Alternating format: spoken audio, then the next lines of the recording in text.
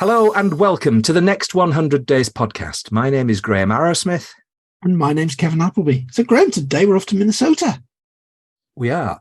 Today we have Austin Weatherhead. Have I got that right, Austin? Yep, Austin Weatherhead. Yeah. Yeah, I mean that's a fantastic name. It sounds like it's a name that's come from England at some stage. Yeah, I believe so. I think my brother did the genealogy thing, and it was a little bit of Norwegian, and then Okay. of Irish, maybe. Irish. Oh my goodness. Well, you can't have it all. But no, it's lovely to have you today. But you've started a business, and I'm gonna butcher this. It's Zunesti. Zunesty, yeah. Zunesty, right? Okay. So, and it's spelled Zunesty, and presumably you put a .com after that. Yeah. So if anyone wants to find you, that's basically where they'll find you. It's a great name, but what does it mean? Thank you. I actually started that when I was like 19, came up with the name randomly, not any huge meaning behind it, unfortunately. People always ask me, but. Right. Well, I mean, it's in the good old days with the yellow pages, people used to have all these AAA. They'd lead their company name with an A because you're at the beginning of the pages. But with Z, of course, you're at the end. But you actually help people who have got a turnover of roughly $1 million, and they basically are selling high ticket offers, what services or whatever products, whatever it is. Can you define the ideal audience for Zunesty?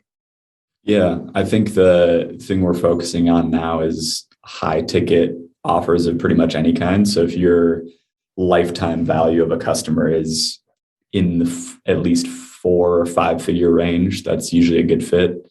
Of course, some exceptions, like I've worked with a lot of e-commerce companies and SaaS companies that are just selling kind of at the top of their market. So if their product is like super expensive compared to their competitors, you can usually group them in that category as well.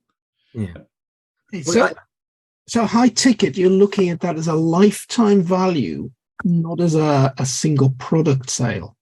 So does that mean that you could be dealing with some opening offers that are quite low priced as well? Yeah, it definitely depends. Like in the cases of those e-commerce and SaaS companies, most of them aren't collecting thousands and thousands of dollars up front. But if their retention and their, if you're an e-commerce company, a lot of people are doing subscriptions now, and your retention is really, really good. That's kind of how you're going to beat out all your competitors, especially in that low ticket space. So if you can spend a couple $100 to acquire a customer, whereas your competitor can't spend more than 10 or $20, you're just going to blow them out of the water. So that's kind of why sometimes we'll group together those like lower ticket products. But usually it is those customers that are, service businesses. Some of their contracts are 10K, 20K plus, or if it's like selling information or courses, if they have a $5,000 product, for example, that's a good fit. So are you an expert then in getting to that level of turnover? Are you an expert in making sure that the people who have already got there stay and grow further still? I think the hardest thing, as you guys know, is like getting to that from zero. So I wouldn't say I'm an expert at going from 0 to 1 million over and over again, but I am pretty good at taking a company they have a lot of leads. They've kind of solved the acquisition a little bit where they can get customers in the door, but they're just missing out on a whole bunch of stuff, whether it's not actually nurturing their leads properly. If they are running ads, but they're not really working super well, we'll kind of come in and help them write their copy, improve their email marketing, improve their paid traffic, all that good stuff. Help them design a better sales process just to get to that level where they can be charging a higher ticket price, or they can be increasing the retention of their lower ticket products. I was reading something by Dan Kennedy, and I'm sure you know who Dan Kennedy is because some of the strategies that you've got in place are all about Kennedy's strategies. Yep. And basically, he was talking about how sometimes email nurturing of leads is almost a way of actually destroying the value of leads. Because in other words, it doesn't always recognize that there are some people in every cohort who are ready to buy now. They just need to be nudged into it. And I think that was the generality of his point. And I don't want to misquote him, but basically, in other words, people see nurturing as a slow content gush of ideas over a period of time, because it's almost like, well, they're not really ready, so we daren't upset them by asking them for the sale. At the end of the day, the only way to get more money is to get more money, and therefore to bring them in at that point. Is this something that's part and parcel of your DNA?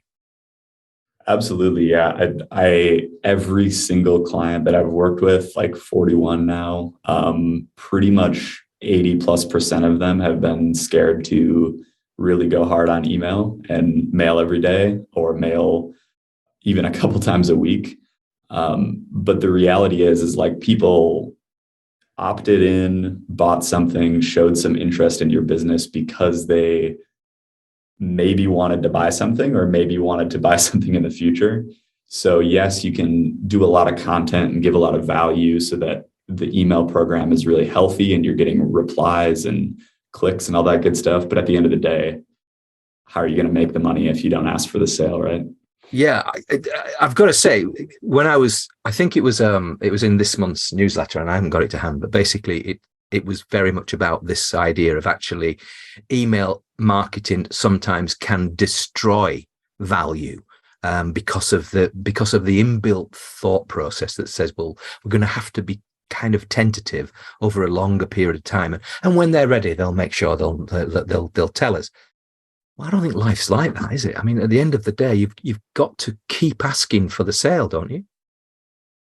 Yeah, I would say I lean a little bit more on the side of, keep asking and continuously build offers into your newsletter, or your, however often you're mailing.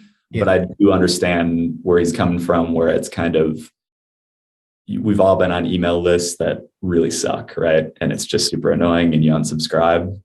And that's fine, but it can also damage your brand reputation, which is very important to think about. So as long as you're kind of mailing useful content or making your emails useful to the customer in some way, yeah, I don't think there's any problem asking for a sale very, very often, right?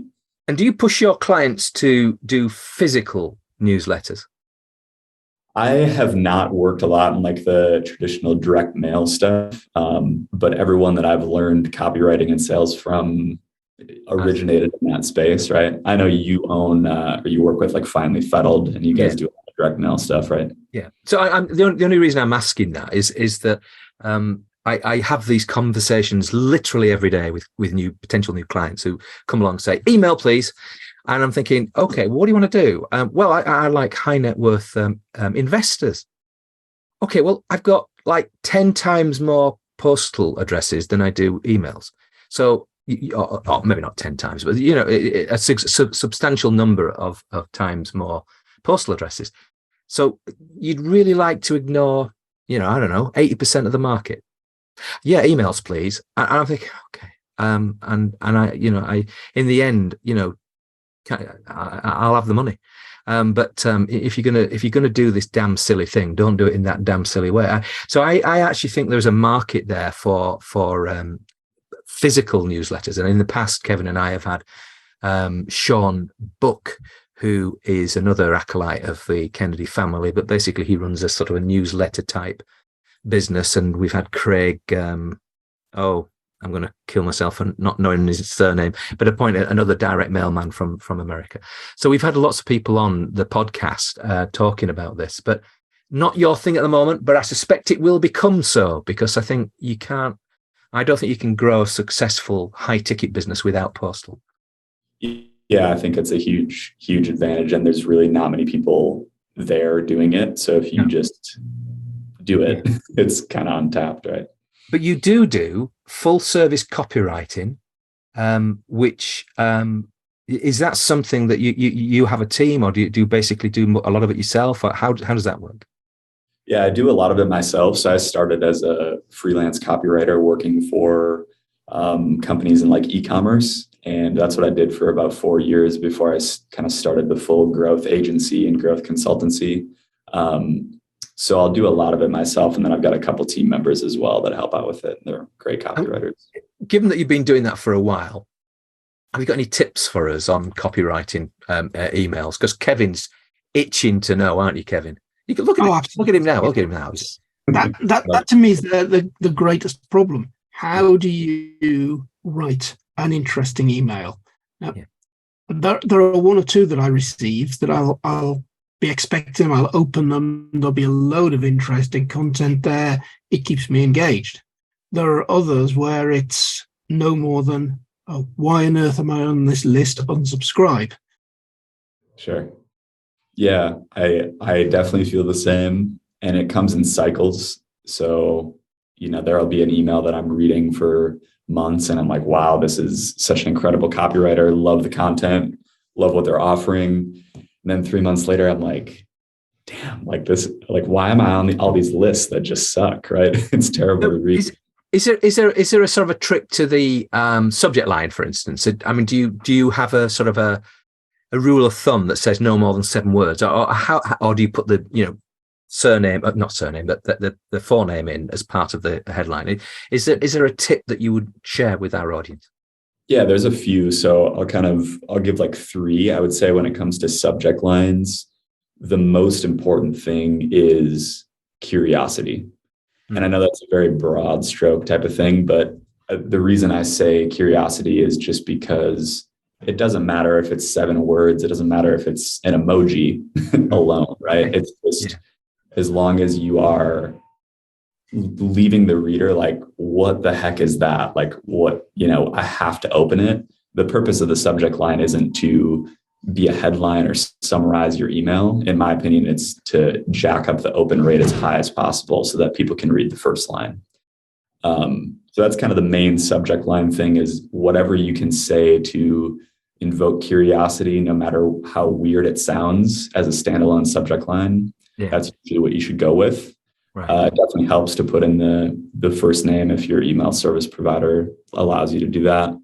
But second tip, I would say you need the first line to either entertain or address a pain point immediately. And I see a lot of newsletters, like no matter how many copywriting books you read or how many Dan Kennedy courses and stuff that you take, there's still so many copywriters that have such a lame first and second line that just, as soon as the reader sees it, they're out, right? They just want to unsubscribe, or they don't want to stick around and finish the email. So I would say like put 90% of your attention towards those first few lines or that first paragraph. And then lastly, I would say don't be afraid to kind of develop a consistent theme or a routine. And I've even fallen into the trap over many years writing for companies and managing their email programs, where you're trying to test a million different emails because you just took this course and you learned something new, or you read this book and you want to implement it. And although that's great, the best email newsletters that probably all of us like, including you guys, is the ones that are pretty consistent and you can look forward to that type of content. So take a tip from the huge lists like Morning Brew and these actual newsletters that make a lot of money, and just kind of keep the content consistent or keep the tone of voice consistent. Got you. Good advice, Kevin. When you're talking to your CFOs, some great advice there. Absolutely, some great advice. And I think having some consistency, some common style, is something well worth thinking about. And the thing that we're talking about a lot at the moment, newsletter wise, isn't email newsletter. We're thinking LinkedIn newsletters. It seems like a very powerful way to increase your engagement on LinkedIn. It seems to be working for quite a few folk at the moment, but all the same things apply. What are you going to talk about? How are you going to make it interesting? And that's very definitely not a sales email, it's a content email, it's an educate them email, I'm saying email newsletter. And I think every one of them at least has to have a link in it that would be of some sort of call to action. Yeah. I think my only skepticism about all of this is that, and I think Kennedy's one of those people that I follow that sometimes infects your thinking style, because basically I keep thinking some of these things have got a lot of worthiness, but how many sales do you get at the end of it? And that's the bit that says load of effort, bugger all sales, why do it? Yeah. And isn't that to me, Graham, is my problem with email. I think myself, when was the last time that I bought something because I received an email? It's probably a long while ago. Well, Austin's not going to admit to that, is he? Because basically his business is about that, isn't it, Austin? Yeah, I mean, come on, defend yourself. I know it looks like you're in a prison there. I mean, what is going on there? I mean, have you got are you in a prison? I've got a WeWork membership, so this is oh, right. Well, yeah. you got a jug of coffee, I noticed. What was that? You got a jug of coffee. It looked like a coffee. Or is it a sort of a nuclear missile or something? Oh there you are. I got my coffee and then big water bottles. Oh, right. It was interesting design. Yeah, it is. It is. But it's like an episode of 24, isn't it? I mean, he's got this sort of. Anyway, never mind. But you from your point of view, you are basically helping people make the best use of these media, because at the end of the day, it's just communication, isn't it? You've got somebody who's kind of half interested in what you're doing. How do you get them from that to actually, I want to buy the thing? Yeah, I think that explained my business better than I could, is just whatever channel is working for your business. Because in your case, if you've got clients that are like, we need to talk to high net worth investors, it's your job to be like, hey, we've tried everything. We know that this direct mail newsletter is the way to go, right? So you should just listen to us. And then it's the same with a lot of these businesses where they think they want to run a bunch of Facebook ads because it's the hot thing that all coaches do or all B2B SaaS companies do. Yeah. But it's my job to kind of tell them like, hey, if you focus a lot on email, you have 50,000 leads that you never mail. So you should probably spend most of your time and attention there. Have many of your clients started to look at Threads, which is this Zuckerberg alternative to Twitter, and of course Twitter. Well, I'd say Twitter, or it's X. Well, I know it's X now. I mean, I'm a great supporter of him because I've got a car outside with his name on it, sort of. Well, with his company name on it, and so I don't know. I don't know whether Threads has got a chance in the market. I'm not. I mean, is this something your clients are saying? Hey, yeah, get me on Threads. Yeah, a little bit. I'm kind of curious to see where it goes. I loved it. Like the first 14 days that it was out, it was super, useful content compared to Twitter or X. But, these things can get 1 million users overnight, and it kind of takes a while to see if they're going to implement updates that people want. Yeah. But what do you guys think about it? Well, Kevin? I haven't looked. I'll be honest. I haven't looked at all. Probably because we're dealing with a B2B audience, and we're fairly firm that the place that we're going to attract those people is LinkedIn. So we pretty much ignore Facebook. Yeah, I pretty much ignore Twitter. Yeah. And therefore Threads is just another Twitter, and therefore it's just not. And it's so I kind of get that, and I kind of like Twitter because in my own little audience, I don't mean about from a business point of view, but socially, the soccer you call soccer, but we call football. But basically, I get a lot of information from that a lot quicker than I would do from other websites. So I kind of like Twitter for that reason. But I personally, it felt like Zuckerberg was having a go at another titan. And, over time, I think it'll be found out, just like a lot of other media in that genre. Well, that's an interesting question, Graham, because I read some stuff that went around. Why is Twitter being rebranded as X? And it's because a load of different things are in the pipeline. Yeah. And it felt to me as though that was Twitter trying to become Facebook. No, I think it's Twitter.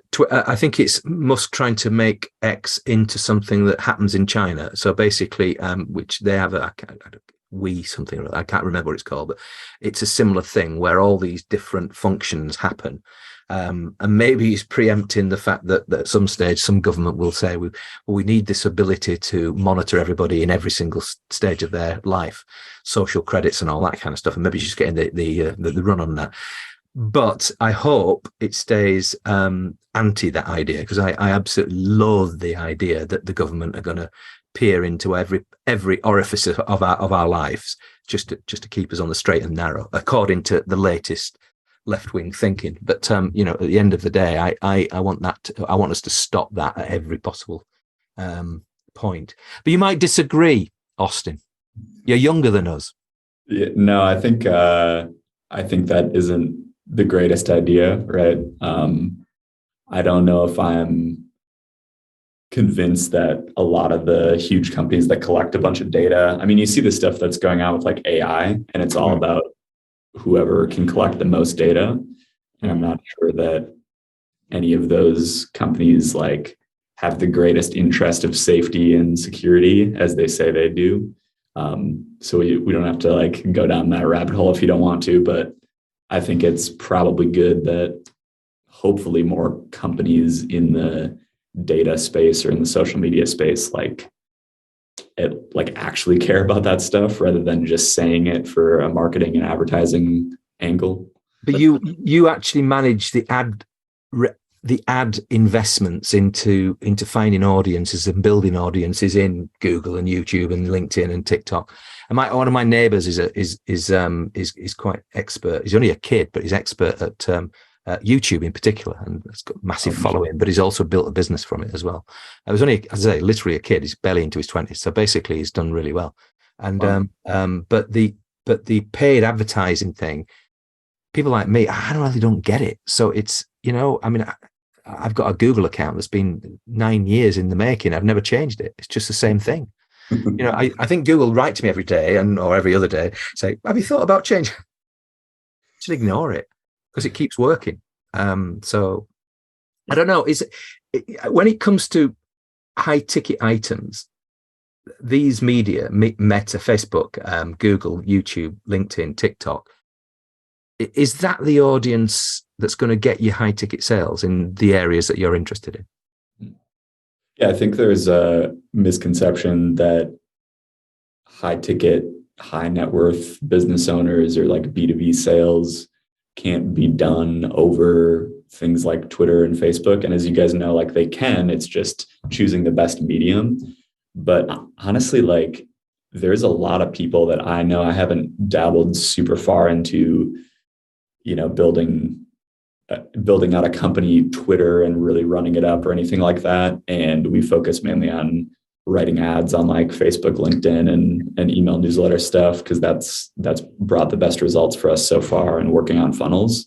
Yeah. But it's true that like people are closing $10,000 deals, $30,000 deals running direct ads on Facebook, and they're selling to other business owners, right? So to think that you can ignore where the paid traffic stuff is going is kind of, it's just not going to work out for you, right? Because at some point, these media companies or these social media companies that own everything, they own all the traffic, they own all the eyeballs, all the attention. At some point, I would imagine that you're going to be forced to do business on the platforms, right? Whether it's LinkedIn, like you guys are talking about, where if you want to close a deal for a high ticket price, you kind of have to go to LinkedIn. Like that's where the database is, right? Or you have to, direct mail is an exception. But when it comes to Facebook, it's like eventually these platforms are going to require you to spend money or pay to play. And LinkedIn's doing the same thing with their in-mail messages and their sales navigator stuff. So I think you can't ignore it and it's not going to go away. Yeah. Now, Austin, you mentioned in passing AI, but one of your big things is copywriting for high ticket items. Are you incorporating AI into that process now? Yeah, I think that a lot of people are scared about their job with AI, and copywriting is one that it does actually pretty well. So that's super interesting. And it's kind of the same with like coding, which is kind of crazy because we assumed that it would take out some, customer service stuff first. And then you're like putting code in here and it's just spitting out crazy stuff for you. So I think the benefit in my position is like the workflow speeds it up a lot. Yeah. You basically can say goodbye to writer's block if you're like a copywriter.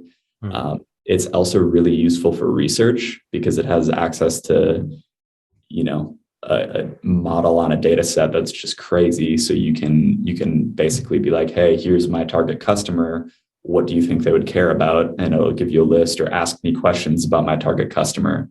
Yeah. So I think the benefit to business owners is using it to understand your customer base more so than like having it write your copy or having it, build a business plan for you. Like really use it to understand your customer set and who you're selling to.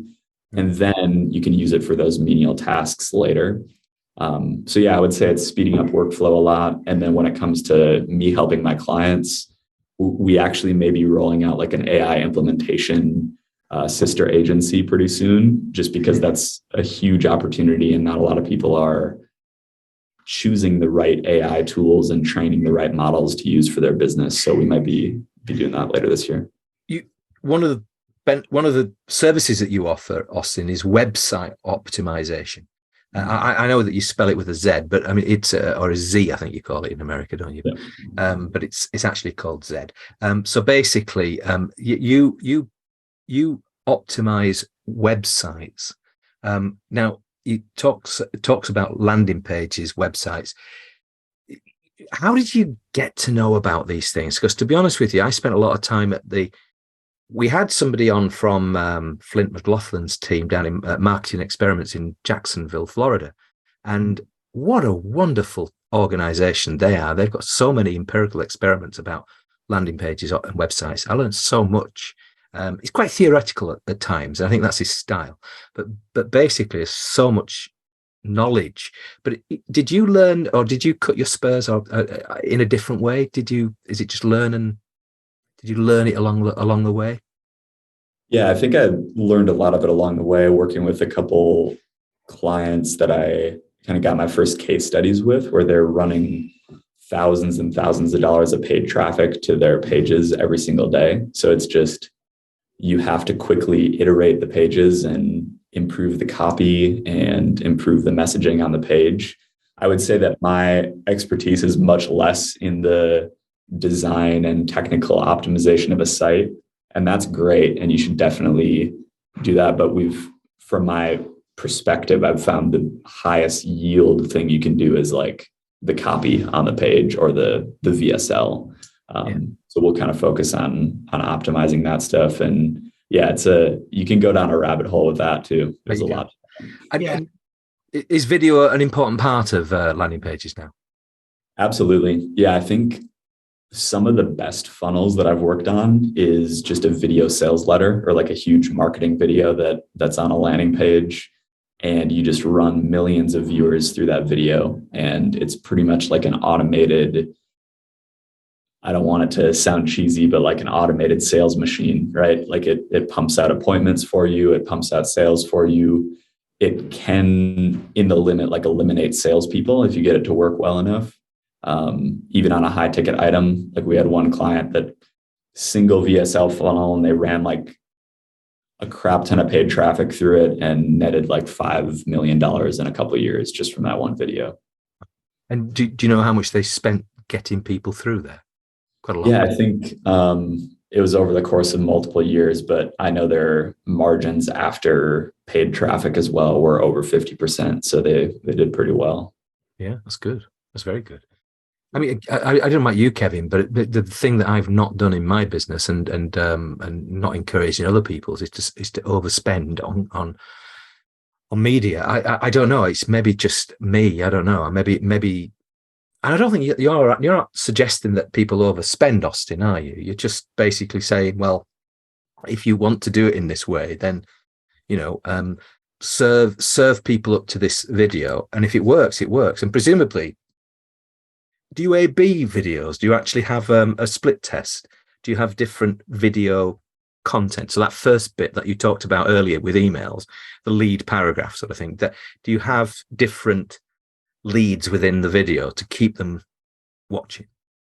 Yeah, and that goes like a lot to the Dan Kennedy stuff, Ultimate Sales Letter. If you can craft marketing videos that way, or using, frameworks changed a little bit. That book's pretty old, right? But the principles are still there, where you have to really focus on the lead. You can split test leads and middle sections of the video. Yeah. If you've got a production team in the company, that's really helpful because they can pump out the content that you're writing for them. Sure. But I would say that the CEO or the founder, or whoever's kind of in charge of running the ship at a company, should spend some of their time and attention on more of that like evergreen marketing, copywriting video, or that main piece of content that brings people in, because no copywriter, unless you've been doing it for forever, is going to be able to kind of beat out like a CEO or someone who really believes in their company and is crafting that marketing video. I mean, absent direct mail, you're pretty much doing most of the marketing. You don't really do PR and things like that, but you're doing most of what a marketing team would want you to get done, and you're focusing very much on these high ticket sales. Mm-hmm. What of that sort of range of media, what have you found most likely is going to, it might be a combination, but what is that combination that's going to get you more of those sales, generally speaking? Is it possible to tell? Are you talking about like channels of? Yeah, I'm just trying to work out that if you had a business that has got this high ticket sale, like a coaching, whatever, what is it that you should be talking to them to actually take their business on? Is it, oh, you don't have emails, you better start having emails? I mean, what is the advice that you would typically construct with the types of media that would actually get them to the end goal? It certainly depends on the industry, right? So if we take an example of, let's say, a high ticket coach, and they sell a package for $8,000, right? Yeah. And they're selling to maybe other like tech executives, or they're selling their offer to like a tech CEO. Yeah. In that case, I think you guys would agree, other than maybe the direct mail thing, you should probably hit them up on LinkedIn and either run an ad on LinkedIn or use InMail. Yeah. So it definitely varies per industry. But for example, if you're selling to a consumer and you're selling a $2,000 coaching course or coaching package, and you have the cash on hand to do some testing, I would definitely recommend that you just go run Facebook ads or Instagram ads or YouTube ads, right?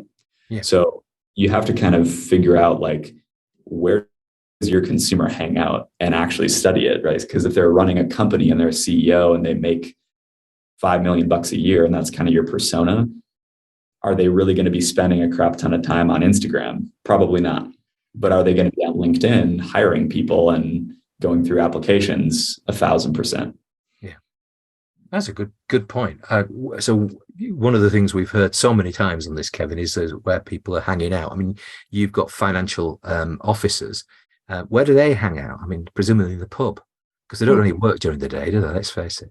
The marketing team doing a pub, Graham. That's true. Finance team are the ones that are actually keeping the business running. Yeah.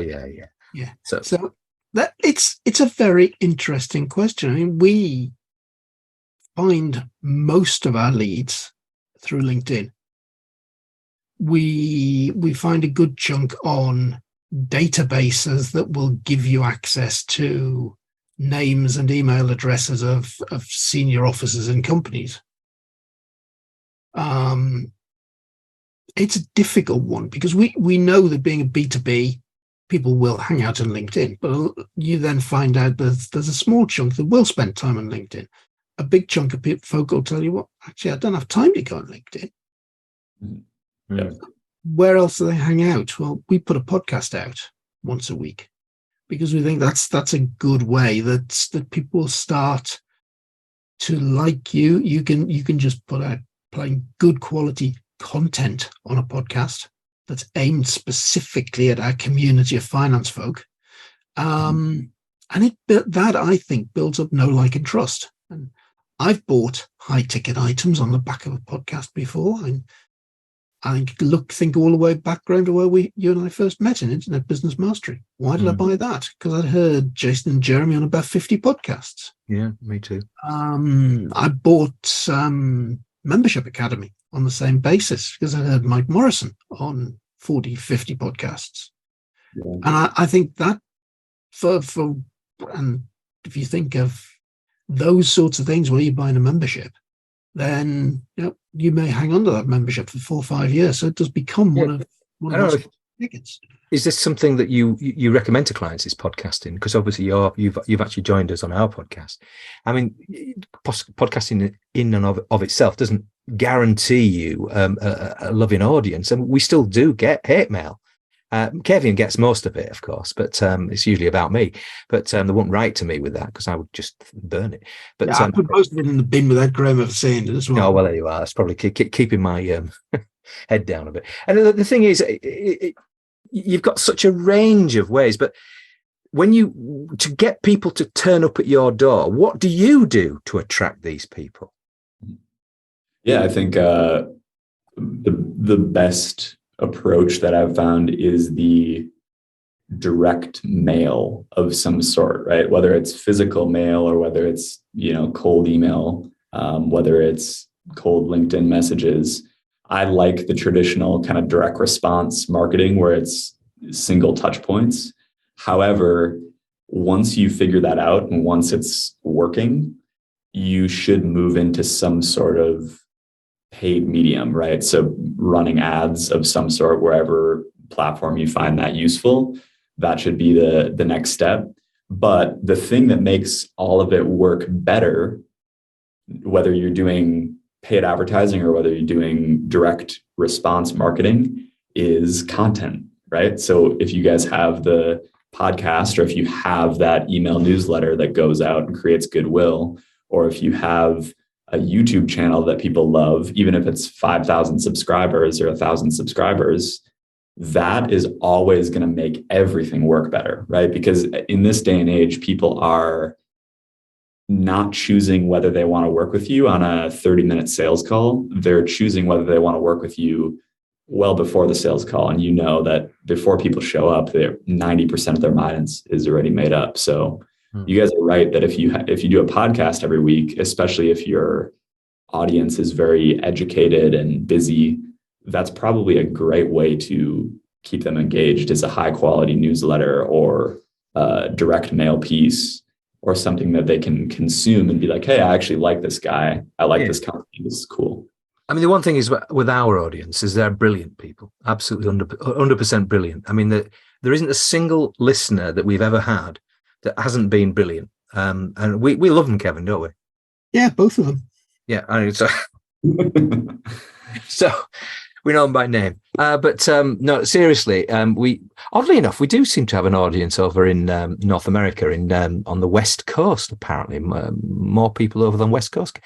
We can't figure that out, Kevin, because we've name dropped. Well, one of us has name dropped Trump more often than not. And so, what on earth are people in California listening to us for? I mean, I can understand it if it was Texas, but they're just compiling the evidence to take the contract out against you, Graham. Yeah. Well, yeah, I'll hopefully get the same courtroom room as the president's son. Hopefully. We'll get his comeuppance. But anyway, by and by. But that's another thing. We don't want to upset an American on our show. But, it's an interesting thing that you've turned up and you look like you're still in your early part of your career. So basically not quite got into your 30s yet then, Austin. I'm 23. Yeah, crikey. Wow. I mean, that's amazing. Well, Austin, where are you going to be in 10 years' time? I don't know, man. Hopefully doing well. I would love to continue this kind of agency and growth thing. I think it's a lot of hard work, but the clients that you get to work with are really fun. So I think I'll always continue to keep this sort of thing going. I would like to get, I've worked a lot in clients' businesses. So I think it's in the next couple of years here, I'd like to put a little bit more attention on my business and, put some of that growth towards my company as well as clients too. So hopefully doing something similar, but of course you want to evolve every year and try to take some equity in your clients or do something different.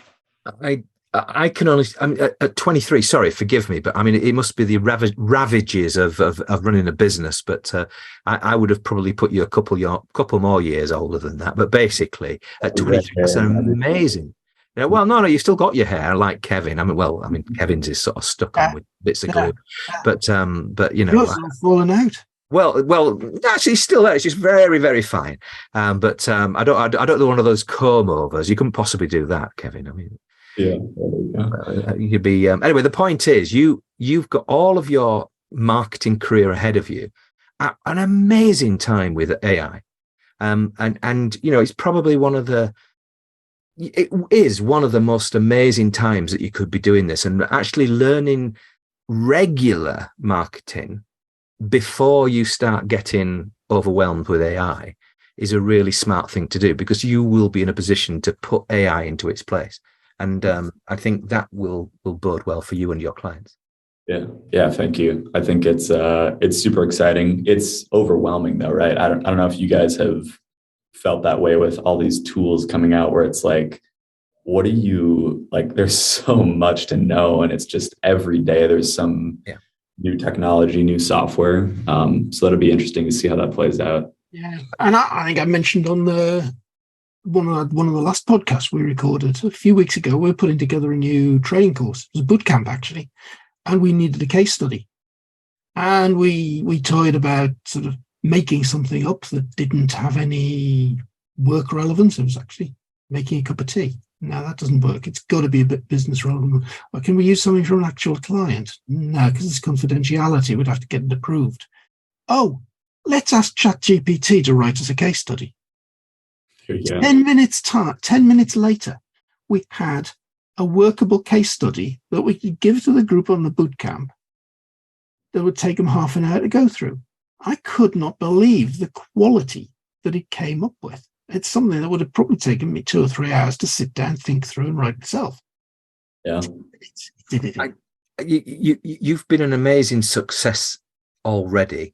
And I think Kevin's example is something where that type of thinking will become second nature to you. For us, we can almost accept the fact that it is going to dominate the landscape. But most of our career, I mean, Kevin's a slight bit younger than me, but basically most of our career is behind us, and we've had lots of different experiences. But we're still looking at this, and I've invested some of my time in trying to understand some of these things. And I have to say, it is overwhelming. But I don't think it's something that we should worry about. I think it's something that we should deliberately go out there and actually use in a deliberate way with clients where it's necessary. And I think you're right. You said earlier that it was this idea of actually researching markets and so forth. Absolutely the right thing to do. If you can augment that, and you said yourself that copywriter's block is a thing of the past. And I think we had Gio Marcus on recently as well, who's a celebrity copywriter over in Berkeley in San Francisco, and she basically brilliant friend of the show, and she said something similar. But a lot of it is when she gets a writer's block, one of the things that she realizes that it's not so much about ChatGPT, but it's about she doesn't have enough information from the client. So she goes back to the client to get their information, to ask them the kinds of questions that she'd want the answers to, so she can write better copy. So it's interesting. So it's not just about pressing the AI button, but it's also about pressing the button that you've got through knowledge, through actually honing your craft. But 23, Kevin, that's amazing.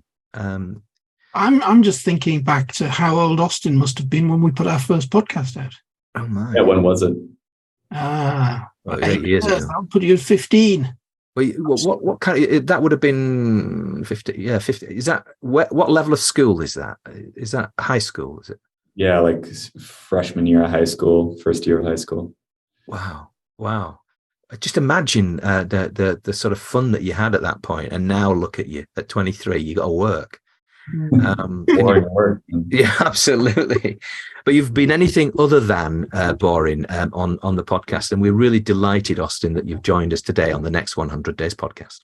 Appreciate it. Thank you guys so much for having me. I'll be a long-time listener.